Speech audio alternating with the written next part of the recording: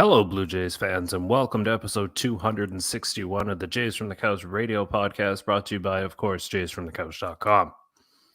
Thank you for tuning in for another week of Blue Jays talk, whether it's watching our live stream on YouTube and Facebook and Twitter every Monday at 6 p.m. Eastern. We really appreciate it.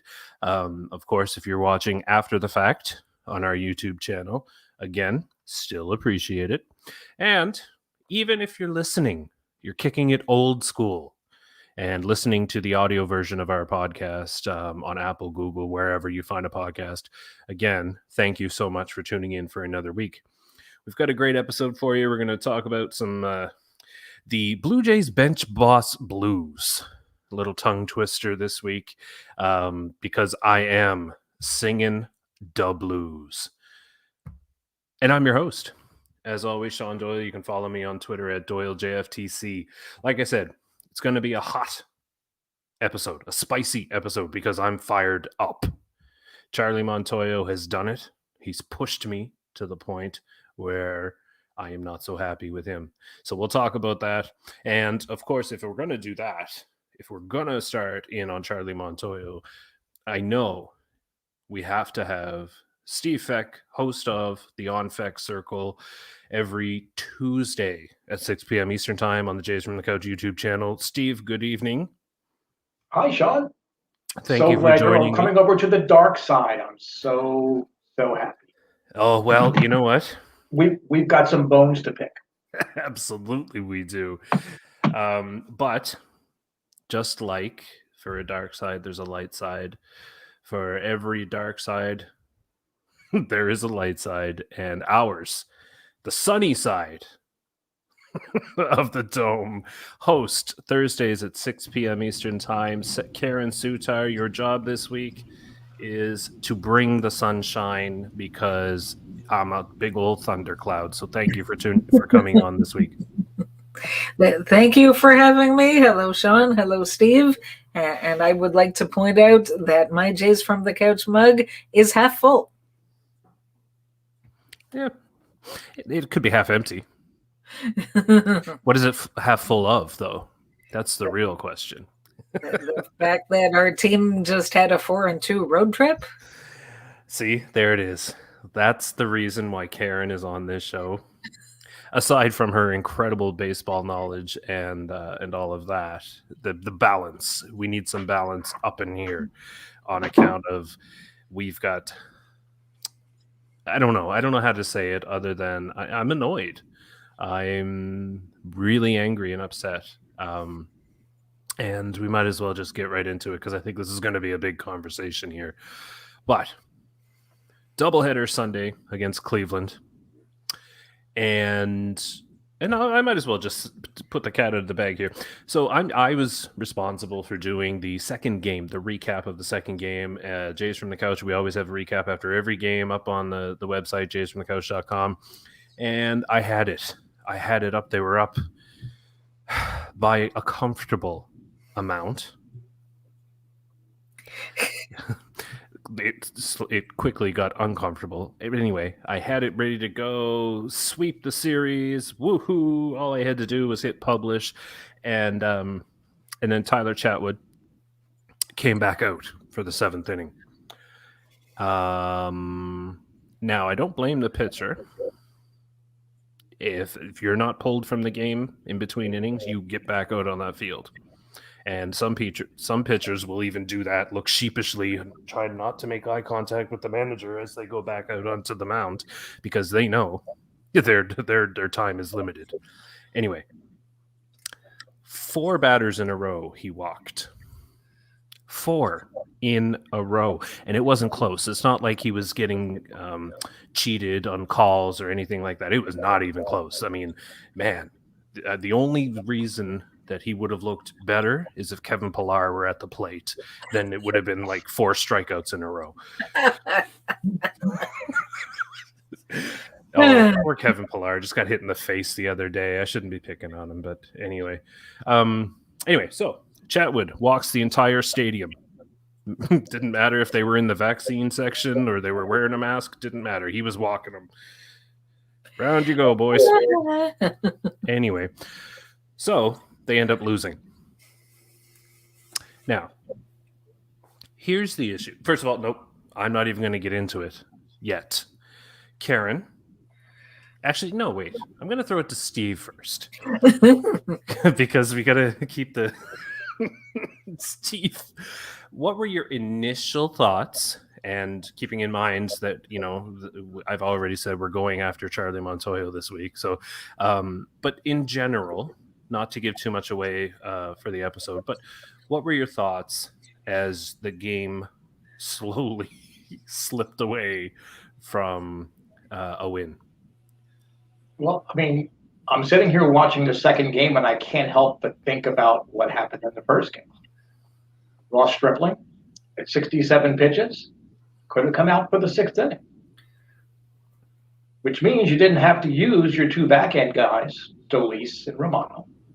So you would have had one of them that you could easily go to really quickly if Chatwood had a repeat of what he had his last outing where he couldn't throw strikes. He had 32 pitches, 7 strikes.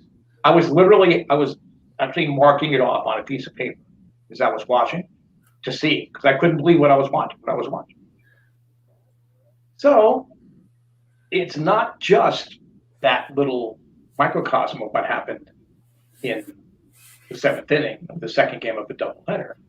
It's the decision that happened in the first inning. In the first game, in the sixth inning, and decisions that have been kind of forced upon poor little Charlie because of the weapons that he has right now.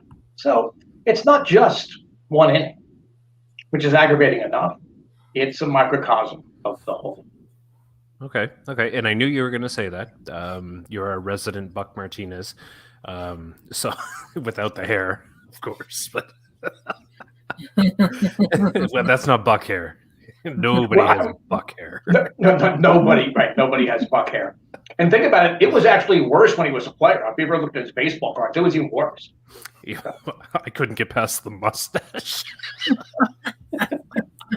Those were the days.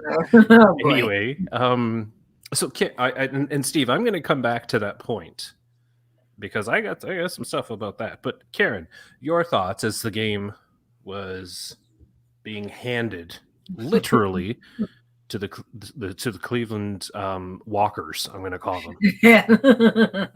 Well, they need new names, so they can't be the Indians anymore. So, right, yeah. I mean, it's never fun to watch the team that you cheer for wholeheartedly snatch defeat from the jaws of victory like that. I mean, it was one of those games, and mark today on your calendar, folks, because I agree with a lot of what Steve just said. In fact, I was thinking it even during game one. Yeah, okay there. I was thinking that even during game one, why the heck, after Stripling did as well as he did, and his pitch count was so low, they could have let him go. I thought they should have let him go out there for the sixth inning. So, and like just like Steve said, I was thinking the same thing, that if Stripling had gone out there and gotten through 6 innings, then you can get away with using one of Dolis or Romano, leaving the other one available, anticipating the possibility of a save situation. I mean, it was one of those games. Santiago Espinal has been one of the better defensive third basemen in all of baseball this year, and he's human, and he made a bad goof, and that cost them. And had that not happened, maybe Steven Matz pitches the sixth. So it was just this domino effect. And then Tyler Chatwood, who up until recently had been one of the Jays' most reliable relief pitchers. I don't know what's going on with him, and I hope it's something he can rebound from. But I mean, lately he just hasn't had it, and I don't really get the inability to throw strikes. So yesterday was just one of those games, and let's hope we don't see a lot more of those. So I could agree with both of you if it were just one of those games. Errors in the field, they happen. I don't, those are the things that are in the moment. Yes, people make mistakes. So Santiago Espinal, while it was frustrating, I forgive it. Those kind of mistakes happen. I cannot forgive Charlie Montoyo for the decision to leave Tyler Chatwood in. And so here's the thing. So Ross Stripling gave the Blue Jays more than they hoped for, really. Get us to the end of the game. That's really it. He was pitching above what they expected. They did not want him going through the order again. Yes, his pitch count was low, but if you get 5 strong innings out of Ross Stripling, I say call it a day, go for the win. You go to your bullpen and you nail down that win. And it's that same philosophy that has me upset about Game 2. Because for whatever reason, it doesn't even matter to me that Romano and Dolis were not available. All day on Sunday, we had been hearing, the bullpen is rested, the bullpen is rested. So you had anybody available. Charlie Montoyo chose to have nobody available. Tyler Chatwood came back out, walking the stadium, and Charlie Montoyo let him do it. He let him walk after walk after walk. It did not have anybody warming up until the game was tied already. You can't do that. You can't in Game 1 say, we need the win, we need the win, we need the win, and we're going to go with our back end guys, and then in Game 2 say, yeah, let's just let him figure it out. Tyler Chatwood will work it out. It's fine. That's what bothers me about this. It's got nothing to do with who was used before. Anthony Castro, if he's the next man up, he should have been up way before he was. You don't let Tyler Chatwood walk 4 guys in a row. I agree, but it can't be Anthony Castro to get the last out. I'm sorry. It cannot be Anthony Castro. Because Tyler Chatwood was doing so fine? No. Again, the bullpen was rested, so you could have brought in Romano or Dolis. I mean, I kind of glossed that over the early one, but right, I mean, they could have brought him back. Mm-hmm. But no, I'm sure, the computer printout said, oh, no, you really can't. Because maybe they pitched 1 pitch more than was prescribed to pitch in the first game. And then this is a perfect example, too, of why this pitchers can't pitch through more than 2 things is stupid and needs to be, anybody that utters that on the air needs to be fired immediately. I don't care what outlet it is, just stop already. Okay, Stripling could have, in that situation, gone out for the 6th inning. But you also can't have Anthony Castro as the guy. Why wasn't it Trent Thornton? Why wasn't it another pitcher? Well, you know why? Because there's going to be a bullpen game coming up here in the Miami series. So we have to hold back Thornton, and we have to hold back guys because we have this ingenious Wile E. Coyote idea of how to use our pitchers, and it's overthinking it, and you're basically tying Charlie Montoyo's hands. And I commend Montoyo because he stood by a guy that saved the Blue Jays' butts a bunch of games, and he stood by that guy, and after the game, he stood up and said, he's been one of our most effective pitchers. Why would I consider taking him? Not necessarily the right decision, but he stood by him, and he knew his hands were tied, but he wasn't going to say that. He came out and said, I'm standing by my guy. So that earns him a lot of cred in that locker room, but it also covers for the sins of not having pitchers better than Anthony Castro to come in and get a very critical out. Okay, so we're going to talk about the credibility with the players here in a bit. But Karen, I'm going to let you jump in here before I respond. Thank you. Yes, you can see that the gerbils are turning. Just circling back to Ross Stripling. I mean, as we all know, so in his second to most recent appearance, which was following Trent Thornton as an opener, he faced the Tampa Bay Rays, who are in first place, who are scoring a bunch of runs. On that particular day, the Tampa Bay Rays scored 14 runs against the Toronto Blue Jays, and in that game, Ross Stripling held them scoreless for 7 innings. And afterward, per Keegan Matheson, he apparently made some significant mechanical adjustments. And until I see otherwise, I believe that he is the Ross Stripling from 2016 through 2019, who, when you look at any of his numbers, whether you look at ERA, FIP, xERA, xFIP, whatever the heck, I mean, all of those numbers were very good. And if he has found, whether it's with the help of Pete Walker or whatever, if he has found the way to transform himself back into that pitcher, then so much the better. That is how I'm looking at him until he shows me that he is not that anymore. And I mean, if anything, against a very light hitting Cleveland Indians team, this would have been the perfect time to let him go out for the sixth and discover. Like we've got to know. I mean, let's face it. This team, I keep saying it over and over again, this is not a finished product. This is not a team that today would go out and win a World Series. They're still discovering who this team is. So let's see who Ross Stripling 2.0 really is. Send him out for the sixth. He had a low pitch count, and it would have been the perfect opportunity to see whether he can handle it going forward or whether he's a 5-inning guy and that's it. And you know what? That's completely fair. I agree with Montoyo's decision to remove Ross Stripling, but I also see the validity of what you're saying. You know, and I wouldn't have had a problem either way, right?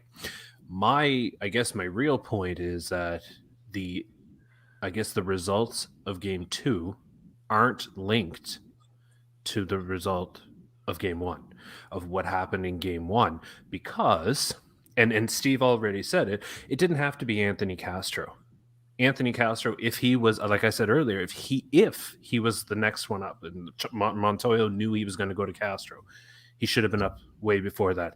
If it was Trent Thornton, if it was friggin' Usher from aisle 7 in section 23, I don't care who it was. My point is that Charlie Montoyo let it go too long. That's the issue for me. That's what makes me angry. Everybody in the stadium and everybody watching at home knew Tyler Chatwood did not have it. That's the bottom line for me. I don't care if Montoyo can tell me, and he doesn't really even have to tell me, because I wrote about it that Tyler Chatwood was one of the unsung heroes of the Blue Jays team, and I wrote that not too long ago, right? Like, I get it, but on that day, he did not have it. And a manager has to make the tough decision to win a game. That's what he's there for. And I don't care if Tyler Chatwood's feelings are hurt. I refer back to David Price. If you don't like it, pitch better. That's it. That's the bottom line. So then you go down this fine line of supporting your players, right? And winning a game. And that game was winnable. They had it in hand. And Charlie Montoyo gave it away. Because he sat there watching Tyler Chatwood fail, and he allowed him to continue failing. It's not like it was a surprise to anybody. Oh, wait a minute. 4 runs have scored. You just walked 4 guys in a row. Maybe he doesn't have it today. Like that's ridiculous to me. So I don't want to, like, I get the point about Ross Stripling in Game 1. What I'm saying is that Game 2 had nothing to do with Game 1 because of the fact that Charlie Montoyo did not have whoever was next up ready to go. That was the issue for me. And so, go ahead, Steve. Why did he not have that guy up? Great question. And again, it does go back to game one. And it goes back to games last weekend where you had bullpen innings, and goes back throughout the entire season. Charlie Montoyo is having to make decisions on how to utilize his bullpen based on what he's going to have to plan for 2 or 3 games from now. And that's not how you manage a bullpen. It is just 100%. not the way. So I'm sorry. I'm giving, as angry as I am at Montoyo just sitting there, and doing nothing. I saw a great meme with John Gibbons sitting, in the dugout steps laughing. It was a great meme. I laughed out loud because he was criticized for the way he managed his bullpen, and he was Casey Stengel and every great manager combined compared to what Charlie was. He is being forced to manage because of injury. In fairness, some of it's because of injury, but because he's only given. If you're only given a pop gun, you don't want to get in a duel with someone that's got a 6-shooter. And he has a pop gun right now on many, not every day, but on many days, because he has to always think, okay, well, I know I have to have this guy for 2 and this guy for 3 and this guy for an inning and a half. Doesn't have all the ammunition he should have. And that's why game one is important to consider, as are all of the games going forward and all the games, going back. It's important because of the hand that he has been dealt. He's weapon at the poker table. Do you want to jump in before I disagree with fact? I mean, how can anyone not think that Chatwood was left in too long last night? I mean, it's obvious he didn't have it. He should have been pulled sooner. That's what I agree with you. The point with you made is that, yes, there should have been someone warming up behind him much, much sooner. And I don't have a particular problem with that someone being Anthony Castro, because what did Anthony Castro do? He got a medium depth fly ball out. And had it not been the winning run standing on third because of walk, then that would have been a harmless out. So who knows? Had Anthony Castro come in much sooner, maybe we'd be sitting here talking about a win and a sweep of a doubleheader. But I mean, yeah, he should have got someone up sooner. I definitely agree with that. But for me, the good news is I think the rotation, and I've got something that I'll be writing about somewhat sooner than later, looks to me like the rotation has sorted itself out. And I don't really see where they need a bullpen day in the next 2 games, because we had 2 guys start on Thursday, and that was by the time the Jays play again tomorrow, that'll have been 4 days. So you can have one of those guys. You can have Manoah start Tuesday. I think he's supposed to. And then Robbie Ray pitches on Wednesday on an extra day's rest anyway. I don't really, as knock on wood, if everybody goes out there and pitches well and eats some innings, then I don't even see the need for a bullpen game. There might not, knock on wood, there might not be a lot of bullpen games in this team's immediate future. So. Right. And that's what I was going to say in response, is that the whole day we've been hearing, the whole weekend, about a rested bullpen with an off day today. So, you're looking ahead to an off day after you just had an off day. And so, I mean, Steve talks about looking ahead, and I totally get it. Charlie Montoyo does have to have those things in his mind. But here's what it comes down to, and really this is where we're going with this, is what's more important?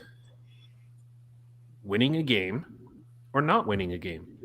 Because really that's what it comes down to. Whether it's because I have to save arms for down the road, or it's because, well, Tyler Chatwood could sure use that morale boost, and he's been good for us earlier, so I'm just going to stick with him, and by gosh, he's my guy. Or is it more important to just win Woo! See, I almost for the first time swore on a podcast. Family friendly show. FEK, the fecking game. Yes, That's right. Is it more important to win? And Steve, you have said at least once, probably many times, that games in April and May are just as important as games in September. So this win, and it was a win before Charlie Montoyo messed it up. He did. He did. Now, anyway, a win is a win, and you need those wins. And that was a win they could have had and didn't. So my question is, does it really buy you credibility with your players? To a degree, I can see that it does. That players know that they have the confidence of their manager. Totally get it. However, we have all been in a situation where the person next to you is not performing, not living up to their end, not doing what they're doing. And if it's a common practice, you don't believe in them anymore. You don't trust them anymore. So when a ball is hit to Kevin Biggio at third, you can't tell me there are people on the bench who are going, ugh. You know what I mean? Yeah, we love him. Great guy. But, right? If a manager messes up something that is so obvious, like this, makes the wrong call like this, do the players, and Steve, I'll start with you, do the players like that? Or do they just want to win? Because I believe a player at the end of the day wants to win. When it's not them in question. Don't take me out of the game. But do players want to win, or do they appreciate that kind of managing? The answer is both are true. Of course, the players want to win. But when things do go wrong and your manager sticks his neck out for you and says, you know what, he's been great. Why would I even consider taking him out? Now, that's stretching it a bit, but I think both are true. And when you have a young team making gestures like that, I think does build confidence. It does get the player, wow, Charlie's got our back. I really do believe so. I mean, again, I'm going to share an embarrassing moment from my rather lackluster hockey. Oh, let me grab some popcorn. Yeah, yes, it's good. So we were playing in a tournament that we shouldn't be in. Okay. But we were playing in this tournament. And I was really the only goalie we had. But they could have pulled me. And at one point I wish they had, because I gave up 17 goals. I mean, there were guys apologizing to me for scoring them. So I thought for sure, I'm not playing again. He would never do that to me. But, he was like, before you even start getting it in your head, you're playing tomorrow. And I only gave up 9 goals. But I was third star of the game, because I made 50 some odd saves. But, and again, they were still apologizing to me from the game before. Because, so that does go a long way. And they're professional athletes, yes. But believe me, it means a lot to a player to have that happen. I'm not saying that it's ultimately the right decision. Correct? You want to win that game, and a win is a win.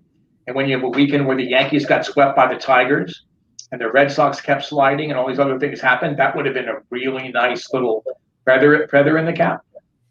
But I think both things are true. And then when the manager does make a mistake, then the players are going to have his back. Just something to think about. Try to be sunny side. Karen, what are your thoughts? Well, my first thought is that Steve should play goalie for Montreal tonight. and barring that, um, I have to kind of feel like it's twofold. I mean, if you're running guys out there who, up until this point in the season, have had success, then it does make sense to continue to run them out there and not necessarily. I mean, yes, I wish, like every other Jays fan, I wish that Montoyo had pulled Chatwood before he did. But looking at what he had done for the team up until his last two outings, I can understand why leaving him in, and then two outings ago, him getting very upset about getting the hook. And then maybe that was Montoyo's way of not being a jerk about it, but just saying, okay, here's this guy, here's a veteran arm who knows his own body, and he's telling me that he could have worked it out if I had left him in there. So let's see. Let's see if he really could have, because again, you're finding out what you've got, not just yesterday, but for the rest of this season. So to me, I think it makes sense to stick with guys who have been mostly good up until that point. However, you're saying, does it really buy credibility if you stick with someone who isn't getting the job done? Well, if you stick with someone who is consistently not getting the job done, if they had Edwin Jackson on this team, or whoever, somebody who's just not getting the job done, and you I'm sorry. And you keep running them out there in spite of having other probably better options available right there on your bench or in your bullpen or whatever. That to me is when it starts to become suspect. Right. And I don't have a problem with showing your players that you will put trust in them. Right? Sure, if you want to prove the point, send Chatwood out. Okay, start the next inning. But it was gone on way too long. And that's why I really have a problem with it. And the other thing, listening to you guys talk, there is a young team here. And what message are you trying to send your young team? Win games. We've heard for years, the last few years, we're teaching them how to win together and win as a team, and then here you go making decisions not about winning. Like that, you know what I mean? So the reason I bring that up is because, do you want to set a precedent for your players that they are more important than the win? It's situational. Sure. Okay. I'm just asking the question, right? But to me, that situation, if it happens again, I'm done. I'm done with Charlie Montoyo, because you cannot intentionally, and it looked intentional. It wasn't by mistake that they left Chatwood in that long. You can't make intentionally dumb decisions and that cause your team to lose. You can't. End of story. This team is supposed to make the playoffs this year. You can't manage. Go ahead, Steve. I'm sorry. Is it solely a Montoyo decision? Do you really believe that when the game starts? Well, okay. In this particular case, yeah, I would say it's a Charlie decision. But really, the fact that that they wouldn't bring back in Romano or Dobies. And again, maybe their arms are really tired after that first game, and they told Pete Walker and Charlie, well, I can't come in. They're not going to admit to that. But really, it really boils down to, I think Charlie is one hand clapping. Very positive, but there's no other hand to connect because he's missing that other appendage. Maybe. But you didn't need your best relievers. You just needed anybody better than Tyler Chatwood. And that was not available because Charlie Montoyo got nobody up in the bullpen. So I would rather go down with Tyler Chatwood than with Anthony Castro. If you're going to call in Anthony Castro in that kind of situation, I'm more concerned. Forget about walking in a run. You're going to give up a bases clearing double or a grand slam. I just don't think Castro has the experience yet that he is going to be at his best in a pressure situation. And that's fair. And I can see that at the beginning of the inning. I would agree with you. But when it's very clear that you are going down with Tyler Chatwood, you got to try and save the game. You have to protect the win because that is what you're being paid to do. That's why you play the game. And that's, for me, that's where it is. Like, that's the end of it. You know what I mean? For me, yeah, right. Like, the sin is you brought in Anthony Castro and not a guy like Jordan Romano or Rafael Dolis that could strike a guy out, or even Trent Thornton. I mean, that's where the real error of it all was. If you brought in somebody after you finally caught on, like, hey, wait a minute, I guess we should stop letting Tyler walk runs in, and you bring a guy that's going to get the strikeout, and Castro has the stuff, he doesn't have the experience yet. well, So, to me, that was as big a sin as leaving him in, as long as he did. I disagree on that. I think anybody would have been preferable to Tyler Chatwood. They got to get him ready, get somebody ready. I don't care who it was, because it's inexcusable to just sit there and watch the game disappear. That's all. And regardless of who it is, I don't care. You don't need Mariano Rivera. You don't need Aroldis Chapman. You just needed anybody other than Tyler Chatwood. And Charlie Montoyo chose not to. So that's why I'm angry. He chose to lose this game. That's why I'm angry. And we've been here for a long time, and we're just about out of time. So thank you both for indulging me in my rage.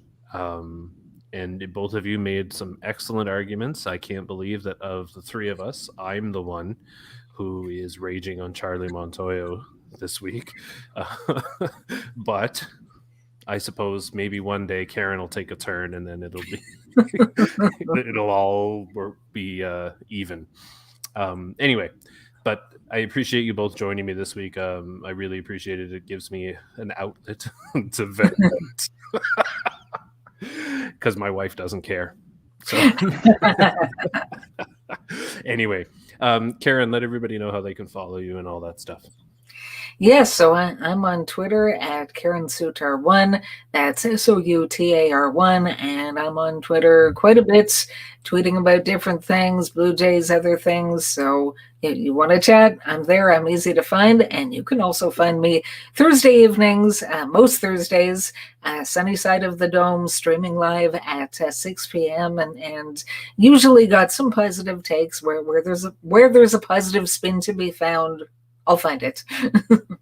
True story. And it's not the typical sunny side, positivity, blind rainbows and unicorns, right? Karen mixes positivity with incredible insight and knowledge and logic, like nobody else can. I've never heard, read, or seen anybody do it better than Karen. So if you're listening to this show Thursday evenings at 6 p.m., you better tune in because it's good watching.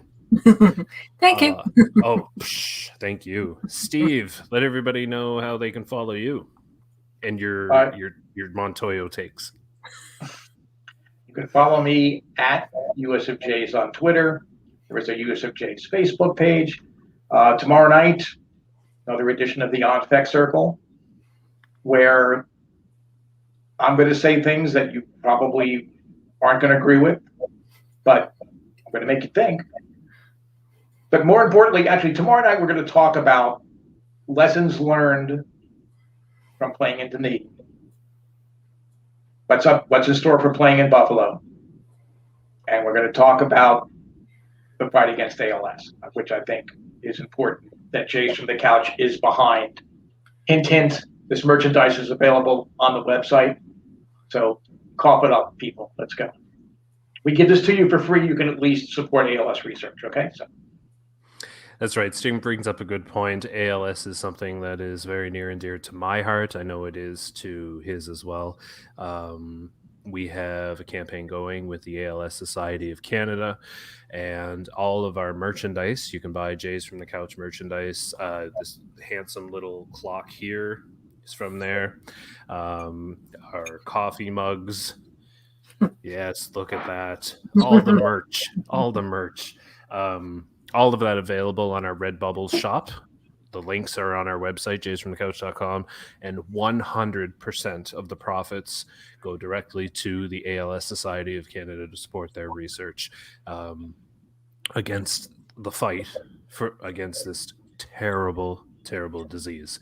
So I would really deeply personally appreciate it if you peruse our shop, take a look, buy something, and help support our cause. On that note, for Karen, for Steve, and for Charlie Montoyo, this is Sean Doyle. You can follow me on Twitter at DoyleJFtC, hoping life gives you a juicy fastball down the middle and you don't miss it. Take care.